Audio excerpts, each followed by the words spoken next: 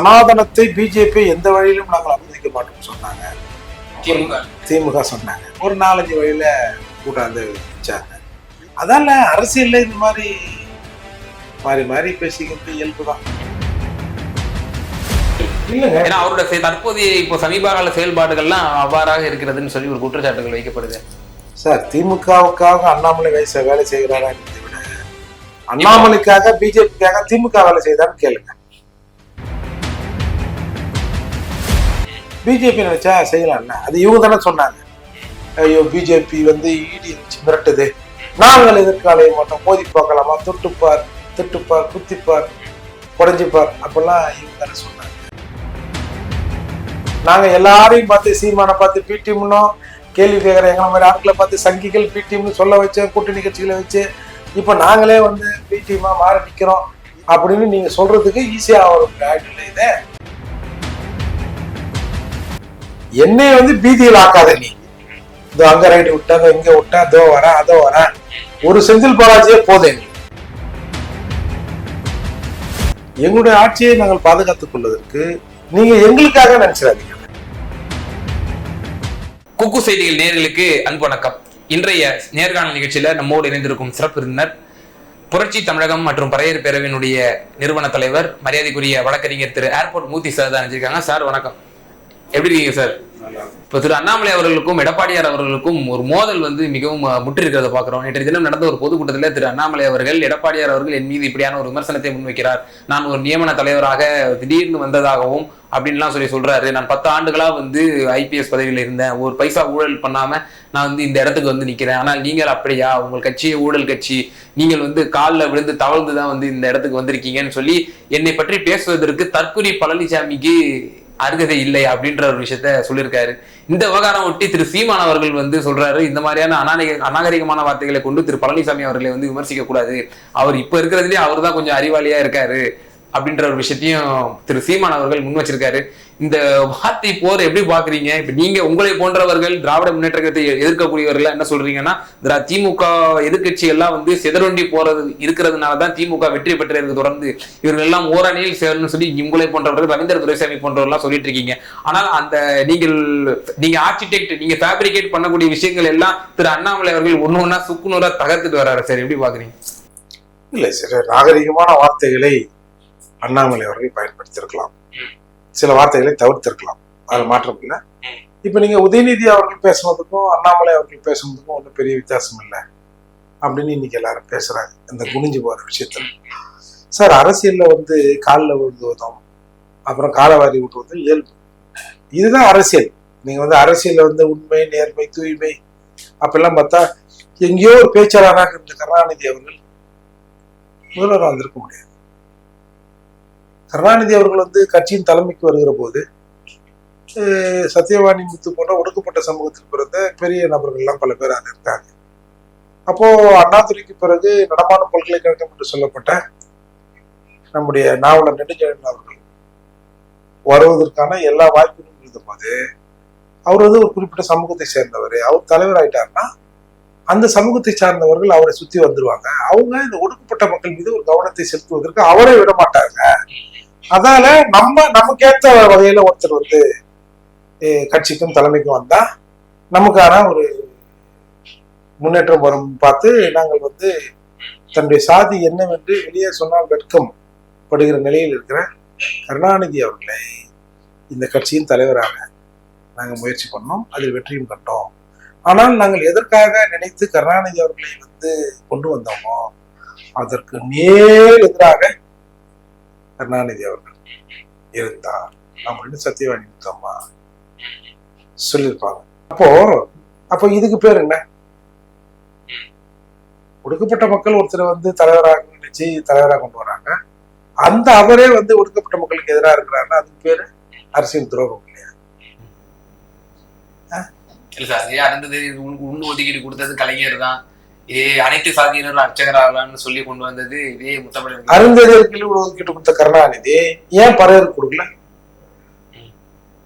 ஒருத்தர பிரிக்கணும்னு நினைச்சிட்டல, அப்ப எல்லாரையும் பிரிச்சிட வேண்டியதானே? கேட்டா கிடைக்குமா? இல்ல சரி எங்க அப்பா அருந்ததியர் கொடுத்தாரு, நாங்க பறையருக்கு கிட்டத்தட்ட 91 லட்சம் அவர்கள் இருப்பதாக ஒரு கணக்கு சொல்றாங்க. 21 லட்சம் இருக்கிற அவங்களுக்கு 3%, 91% இருக்கிறவங்களுக்கு ஒரு 10-12 தந்துடுறேன் அப்படின்னு சொல்லுவாரா? இந்த கோரிக்கைக்கு இன்னைக்கு எழும்பி இருக்குல்ல. அதால சார் அரசியல் துரோகம் தான். அப்படிதான் மேல வர முடியும். இது ஒண்ணும் தூய்மையான அரசியல்லாம் இல்ல. என்ன காரணம் நினைக்கிறீங்க? பறவை சமூகத்துக்கு உள்ஒதுக்கீடு கொடுக்காமல் திரு கலைஞர் அவர்கள் அருந்ததியர் சமூகத்திற்கு 3% இடஒதுக்கீடு கொடுத்தது. இப்ப நீதிமன்றம் கூட அது சார் அவங்களுக்கு வேண்டி வந்ததுக்காக அவர் கொடுத்தாரு. அதுக்கு பல காரணங்கள் இருக்கு. வேண்டியவங்களுக்கு வேண்டியவங்க செய்யறாங்க. இப்ப வன்னியர் சமூகம் 10.5 கேக்குது, எழுச்சி பெற்று போராடுது. ஆனா பறவை சமூகத்துல இப்ப உங்களை போன்ற தலைவர்கள் எல்லாம் உங்க சமூகத்திற்கான அந்த உள்ஒதுக்கீடு சம்பந்தமா ஒரு பெரிய போராட்டமோ இல்ல இன்றைக்கு ஒரு விழிப்போ வந்த மாதிரி தெரியலையே. முதல்லங்க இந்த 3 பெரும் பிரிவாக இருக்கிற இந்த 76 பிரிவு மக்கள் இருக்காங்க. அதுல 3 பேர் பெரும் பிரிவா இருக்காங்க. பறையர், தேவேந்திர குல வேளாளர், சக்கிலியர். இதுல சக்கிலியர்கள் நாங்க தனின்ட்டான். பறையன் வேற, பல்ல வேற, சக்கிலி வேறையா, என்ன எல்லாம் ஒண்ணு ஏமாத்துறீங்க அப்படின்னு சக்கிலிய தலைவர்கள் ஆரம்பத்திலிருந்தே பேசுகிறார். இந்த பல்லர் என்று சொல்கிற தேவேந்திர குல வேளாளர்கள், நாங்க பறையர் மாதிரிலாம் இல்லை, நாங்க தனி, நாங்க ஆண்ட பரம்பரை, நாங்க தேவேந்திரர் வழி வந்தவங்க. கிருஷ்ணாசாமி போன்ற தலைவர்கள்லாம் எங்களை அப்படின்ற மாதிரி பேசிட்டாங்க. ஆனா இந்த பறையர்கள் மட்டும் பன்றிகள் மாதிரி எல்லாம் ஒண்ணுதான். கருப்பு பண்ணினா வெள்ளை பண்ணினா எல்லாம் ஒண்ணுதான். ஜெய்பி நம்ம எல்லாம் ஒரே சமூகம் அப்படின்னு இன்னைய வரைக்கும் சொல்லிட்டு இருக்காங்க. இதுதான் இந்த சமூகத்தின் சாபக்கேட. அப்பட்டமா ஒரு சமூகத்தின் தலைவர் திருமா அவர்களை இப்படியான ஒரு குற்றச்சாட்டை வைக்கிறீங்களா? இல்ல, திருமா மட்டும் சொல்ல, கடைக்கோடியில் இருக்கிறவங்க கூட சார் 3% ஒதுக்கீடு வந்து சார் இன்னைக்கு வேணா நீதிமன்றம் அனுமதிச்சிருக்கலாம் சார். பல்லர் சமூகத்துல இருந்து அது எதிர்ப்பு வந்தது. பறையர் சமூகத்துல இருந்து காட்டுங்க. அண்ணன் சேக்கு தமிழரசன், இந்த மூர்த்தி, நாங்க 2 பேரும் தான் இதை எதிர்த்தோம். வேற யாரும் எதிர்க்க இல்லையா? ஒருபடி மேல போய் திருமணம் என்ன கேட்கிறாரு, இந்த மாதிரி கலைஞர் அவர்கள் இந்த உள் இடஒதுக்கீட்டை சம்பந்தமாக ஒரு கூட்டம் போட்டாரு. அந்த கூட்டத்துல நான் பேசினேன். என்னை பொறுத்தவரை 18% அருந்ததற்கே ஒரு 5 வருடம் 10 வருடம் கொடுத்துடலாம். அந்த சமூகம் ரொம்ப பின்தங்கி இருக்கு, அதால மொத்தமா அவங்களுக்கு கொடுத்துடலான்னு நான் அதுல பேசினேன். அப்போ பேசிட்டு பேசினாராம். அப்போ சிந்தனை செல்வன் அவர்கள் அவரை சக்கிலியர்னு சொல்றாங்க. அது என்னன்னு சரியா தெரியல, ஆனா பெரும்பாலும் சக்கிலியர் தான் சொல்றாங்க. அப்போ சிந்தனை செல்வன் வெளியிருந்தா தொடர் ரொம்ப உணர்ச்சி வசப்பட்டு பேசிட்டீங்களா அப்படின்னு நான் கேட்டேன். அப்போ தோழர் திருமாவளவன் சொன்னாரு, உணர்ச்சி வசப்பட்டு பேசல, உண்மையை பேசுனேன், என் மனதில் இருக்கிறத பேசினேன். யோ, யாரு இடஒதுக்கீட போய் யார் வீட்டுக்கு கொடுக்கறது அப்படி ஒரு கேள்வி எழுதுல. அப்போ அன்றைக்கு இருந்த பறையர்கள் யார் வீட்டு இடஒதுக்கீட்டை மொத்தமா மாறி ஒரு குறிப்பிட்ட சமூகத்துக்கு கொடுக்கலாம்னு பேசலாம் அப்படின்னு எவனாவது கேட்டாங்க. அதெல்லாம் தான் சொல்றேன், பறையன் பண்ணியா இன்னும் இருக்கான். இந்த 3 சமூகத்தில் சொல்றாங்களே, ஒரு கண்ணியமான வார்த்தையை பயன்படுத்துவோமே, ஒரு சமூகத்தினுடைய தலைவரா நீங்களும் இருக்கீங்க, அந்த சமூகத்தை வழிநடத்தக்கூடிய நீங்களும் இருக்கீங்க. ஏன் சமூகம் தாங்க. இந்த சமூகம் எப்படி போகுதுன்னு எனக்கு தெரியாது. நான் எடுத்து பூசிக்குவா? சூடு சொல்ற எல்லாமே இருக்கிறான். பறையன்னு வந்தா செருப்பால் அடி அந்த நாயகரின்னு சொல்றாங்க. கட்டினவெல்லாம் பறையன் தானே.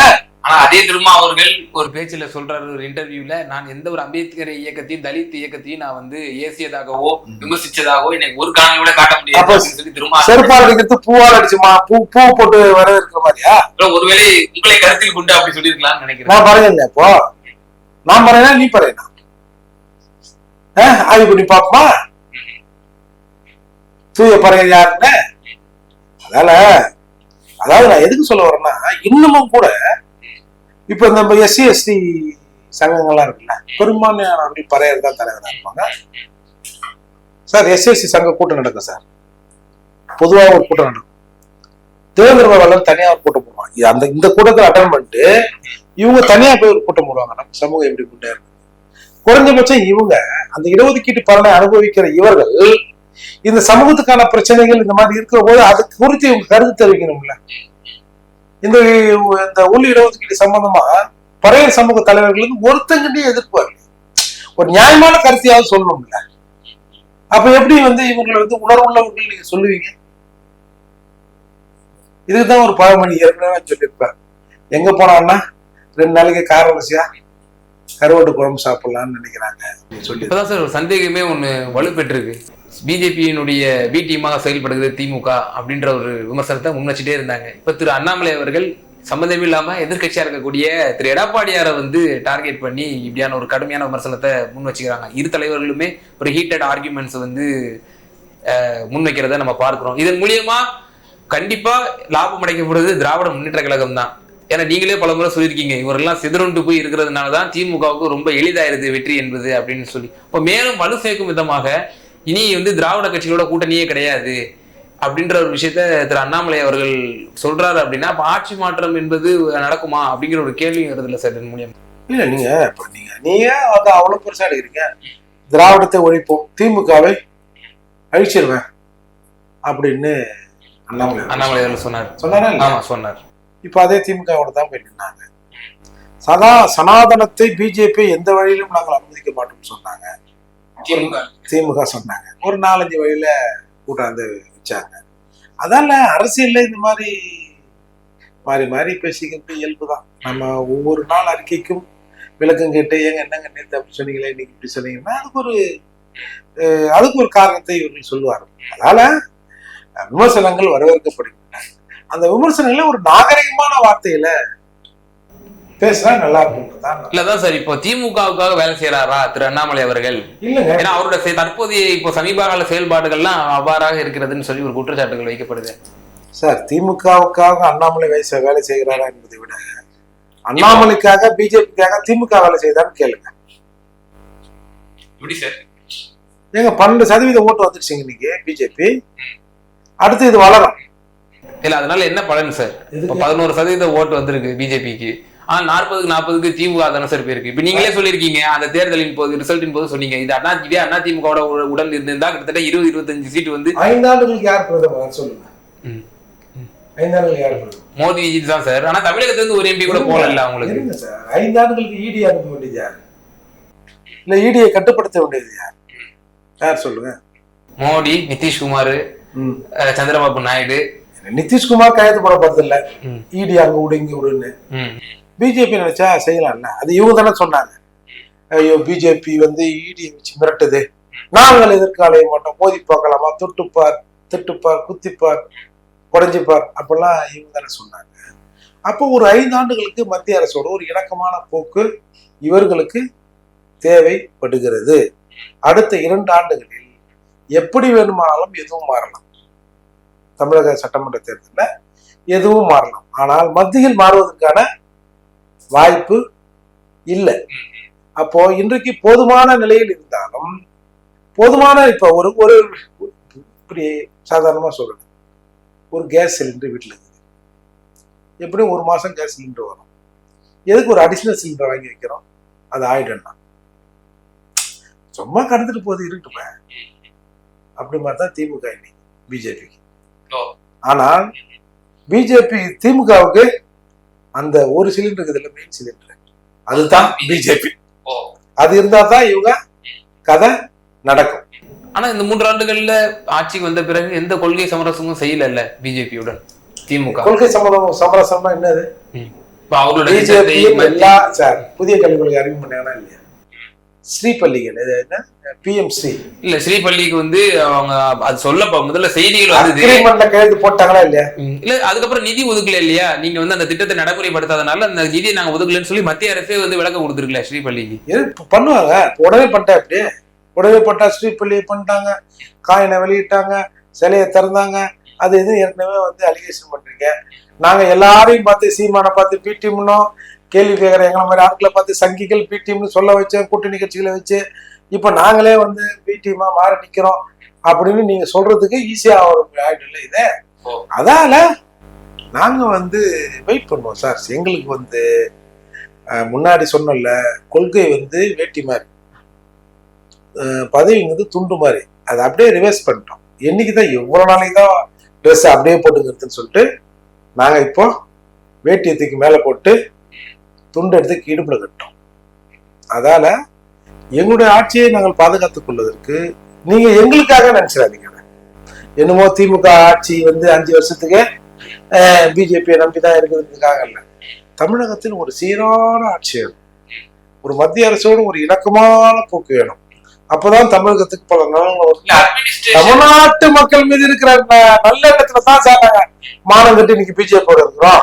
உங்களுக்காக தான். அதை புரிஞ்சுக்காம இன்னைக்கு பல பேர் பேசுறாங்க நம்மள. இல்ல நீங்க ஒரு தோணியில சொல்றீங்க, அட்மினிஸ்ட்ரேஷன் ரீதியில தானே பிஜேபியோட ஒரு இணக்கம், அரசியல் ரீதியான ஒரு இணக்கம் கிடையாது இல்லையா? சரி, அட்மினிஸ்ட்ரேஷன் என்னது? இப்போ இவர் மாநில அரசு மத்திய அரசுடைய நிதி வந்து மிக முக்கியத்துவம் வாய்ந்தது. நிதி கிடைக்கணும் அப்படின்னா மத்திய நல்ல இணக்கம் வேணும். நிதி எல்லாம் நீ தராசாமி. நான் உன்னை கேட்டனா நிதி கேட்டேன்.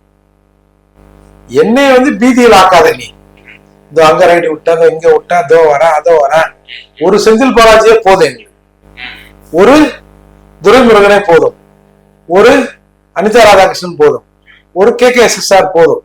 மேலும் மேலும் அடியனுக்கு தொடர்ந்து வந்து சோதிக்காத கடவுளே போதும், சோதனை நிப்பாட்டு. ஆனா இந்த கேள்வி இன்னும் வலுப்புது சார்.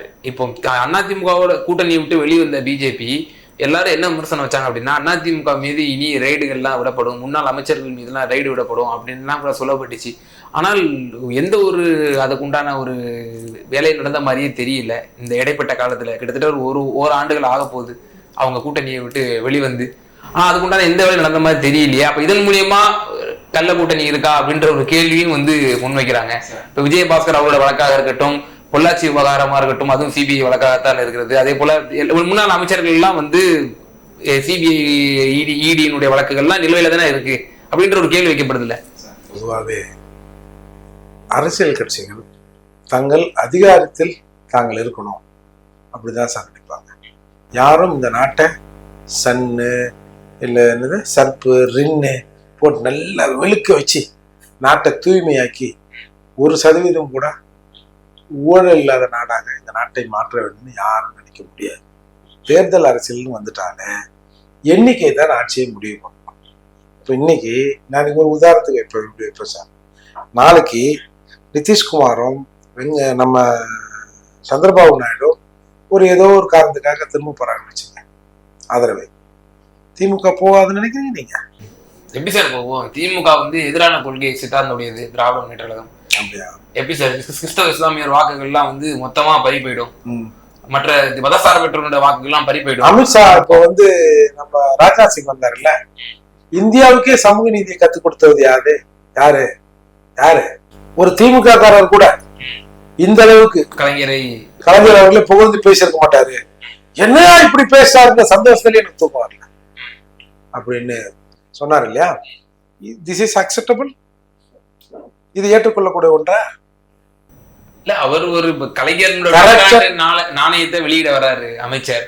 ஃபாதர் ஆஃப் கரப்ஷன் அப்படின்னா கருணாநிதி அப்படின்னு சொன்ன பிஜேபி வாயால் சமூக நீதினா கருணாநிதி அவர்கள் தான் சொல்ல வச்சிருக்குல்ல. இப்ப இதுக்கு என்ன விளக்கம் சொல்றீங்க? ஒரு மாற்றம் தான், அவர்களுக்குள்ள ஒரு மாற்றம் வந்திருக்கு. என்ன மாற்றம்? இப்போ உதாரணத்துக்கு சொல்லுவோம், அதாவது பிஜேபி கெட்டதா திமுக திருந்தியதா அப்படி ஒரு கேள்வி இல்ல. உதாரணத்துக்கு சொல்லுவோம், இப்ப பிஜேபி கேட்ட கேள்வி நான் பதில் சொல்லுவேன். திமுக எதுக்கு எப்படி தெரியுமா ஆதரிக்கும்? 5 ஆண்டு காலம் இவ்வளவு செலவு பண்ணி தேர்தல் நடத்துறாங்க. இப்ப ஆட்சி வந்து விலகுனா திரும்பவும் வந்து இந்த நாடு ஒரு பொது தேர்தலை சந்திக்கும்.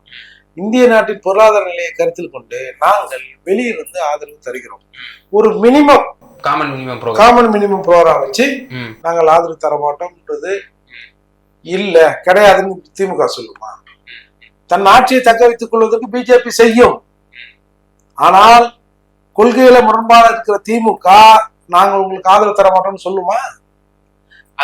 நீங்க கலைஞர் திமுக சொல்றீங்க சார், திரு ஸ்டாலின் திமுக அப்படி செய்யாது சார். ஒரு பார்வையான கலைஞராவது ஏதாவது மாத்தி பேசுகிற போது ஒரு விளக்கத்தை சொல்லுவார். இவர் விளக்கமே இல்லாம போய் மாட்டிக்கிட்டு நிற்பாரு.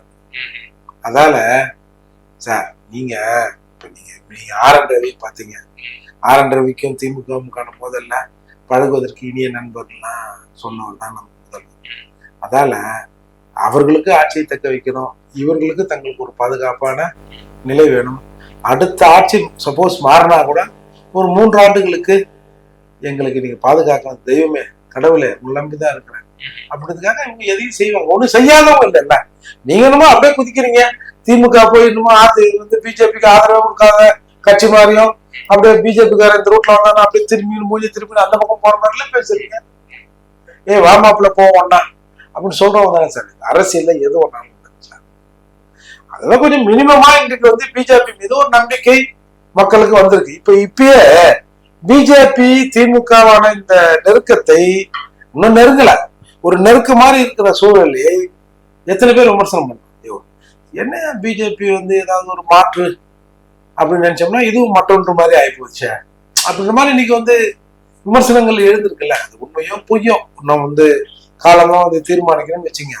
இன்றைக்கு வந்து எடப்பாடி அவர்களை வந்து அண்ணாமலை அவர்கள் வந்து கண்டிக்கிறார் என்பதற்காக இவர் திமுகவின் வாயாக செயல்படுகிறார் நம்ம சொல்ல முடியாது. நாளைக்கே வந்து அண்ணாமலை அவர்கள் திமுகவை கூட விமர்சிக்கலாம். அல்லது இதே அண்ணாமலை அவர்கள் கலைஞரை நான் வந்து வணங்கியதற்கு நான் பெருமைப்படுகிறேன் அப்படின்ற விஷயத்த சொன்னாரு. இதே முன்னாள் தலைவர் தந்தை பெரியார் என்றெல்லாம் சொல்லி அவரும் சமூக நீதிக்காக பாடுபட்டவர்னு சொல்லி இதே பிஜேபி லீடரா எல் முருகனும் சொல்லியிருக்காரு. இப்ப இதெல்லாம் ஒட்டி பார்க்கும்போது தெரியுது இல்லையா, அந்த மாதிரி விமர்சனம் வைக்கிறதுக்கு உண்மை தன்மை உள்ளது போலதான் தெரியுது. பிஜேபி நெருங்குகிறதா? பிஜேபி நெருங்கிறதுக்கான வாய்ப்பு இல்லை, திமுக நெருங்கும். பிஜேபி தானே மைனாரிட்டி ஆச்சு. பிஜேபி தானே மைனாரிட்டி ஆச்சு. 240 எம்பிகள் தானே பிஜேபி. இப்ப என்ன ஏற்கனவே பிரச்சனை வந்துச்சா? ஆட்சி அமைச்ச அந்த திருத்த சட்டம், அந்த சட்டத்திற்கு இப்போ நிதிஷ்குமார் அவர்கள் வந்து எதிர்ப்பு தெரிவிப்பதாக வந்து நம்ம செய்திகள்லாம் பார்க்கிறோம். சரி, சட்டம் நிறைவேறியதா இல்லையா? இன்னும் நிறைவேறல இல்ல, ஸ்டாண்டிங் கமிட்டிக்கு தானே போயிருக்கு இப்போ. சரி பாப்போம். இப்போ சிறுபான்மை மக்கள் பாதுகாவலர்கள் என்ன பண்ண போறேன்னு பாப்போமே. நீங்க இவ்வளவு சப்பக்கட்டு கட்டுகளை திமுகவுக்கு இல்ல இந்த சிறுபான்மை பாதுகாவலர்கள் என்ன பண்ண போறாங்கன்னு பாப்போம் சார். இந்த குடியுரிமை தடுப்பு சட்டத்துல குடியுரிமை மாற்ற இந்த சிஏஏல திமுக என்ன சார் பண்ணுச்சு? லோக்சபாவில வாக் அவுட் பண்ணாங்க, ராஜ்யசபால எதிர்த்து ஓட்டு போட்டாங்க. ஏன் லோக்சபால வந்து ஓட்டு போட வேண்டியதானே, ஏன் போடல? ஒரு விஷயத்துக்கு அவங்களுக்கு இருக்க போல இருக்கு. லோக்சபாவில இருக்கோ இல்லையா சார், எதிர்ப்பு எண்ணிக்கை கூடி இருக்கும்ல, நீங்க எதிர்த்து போட்டுதான். இப்போ ஒரு உதாரணத்துக்கு ஒரு 100 ஆதரவு, ஒரு 30 எதிர்ப்பு அப்படின்னா இந்த 30 கூட ஒரு 20 சேர்த்துனா ஒரு 50. நம்ம 100 பேர் ஆதரவுன்னா 50 பேர் எதிர்ப்பாங்க இருக்கணும்ப்பா அப்படிங்கிறது எப்படி இருக்கும்? அதாவது நான் வந்து நடுநிலைங்கிறதுலாம் ஒண்ணும் இல்லை சார். ஒண்ணு நியாயத்தின் பக்கம் நிக்கணும், இல்ல அநியாயத்தின் பக்கம் நிக்கணும். நான் நடுவுல நிற்பது என்னது? நடுவில் இருக்கிறவங்க நியாயம் தெரியாதா? அதால திமுக தன்னுடைய பார்வையை பிஜேபி பக்கம் செலுத்தி இருக்கிறது. இது வந்து தேர்தலுக்கான கூட்டணியா அப்படின்னா அது இன்னும் 1.5 வருஷங்கள் இருக்கு. எது ஒன்னாலும் எப்போ வேணாலும் நடக்கலாம். சரி, ஓகே. பல்வேறு விவகாரங்கள்ல எங்க நேயர்களுக்கு ரொம்ப தெளிவா விளக்குனதுக்கு என்ன மிகுந்த நன்றி.